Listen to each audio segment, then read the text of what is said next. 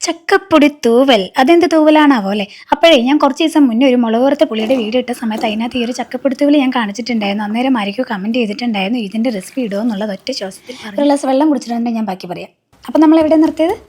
ചക്കയെല്ലാം തന്നെ ചെറിയ കഷ്ണങ്ങളാക്കി ഉപ്പും മഞ്ഞൾപ്പൊടി ഇട്ട് വേവിച്ചെടുത്തതിന് ശേഷം വെന്ത് കൂടരുത്. വെന്ത് കൂടിക്കഴിഞ്ഞാൽ ഈ ചക്കപ്പൊടി തൂവലിൻ്റെ രൂപമൊക്കെ തന്നെ മാറിപ്പോവും.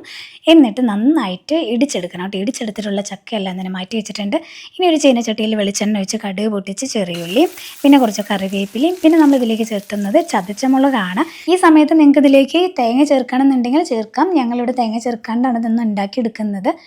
എന്നിട്ട് നമ്മുടെ ഈ ഒരു ചക്ക നമ്മൾ ഇടിച്ചെടുത്തിട്ടുള്ള ചക്കേനെയൊക്കെ തന്നെ ചേർത്ത് നല്ലതുപോലെ ഇളക്കി യോജിപ്പിച്ചെടുക്കണം കേട്ടോ. ചെറിയ തീയിൽ വെച്ചിട്ട് ഒരു 5-6 മിനിറ്റോളം നല്ലതുപോലെ ഇളക്കി യോജിപ്പിച്ചെടുത്ത് കഴിഞ്ഞാൽ നമ്മുടെ ഒരു ചക്കപ്പിടുത്തൂർ ഇവിടെ റെഡിയാണ്. ഇപ്പോൾ ഒരു ഇത്തിരി ഭംഗിക്ക് വേണ്ടിയിട്ട് ആ ഒരു ചീനച്ചട്ടിയിൽ നിന്ന് നമുക്കിതൊന്ന് മൺചട്ടിയിലേക്ക് ഒന്ന് മാറ്റാം. എന്നാൽ പിന്നെ ഇതിൽ തന്നെ അങ്ങോട്ട് വെച്ചാൽ പോരായിരുന്നു അല്ലേ. പക്ഷേ ഞാൻ എന്തൊരു മണ്ടിയാണ്.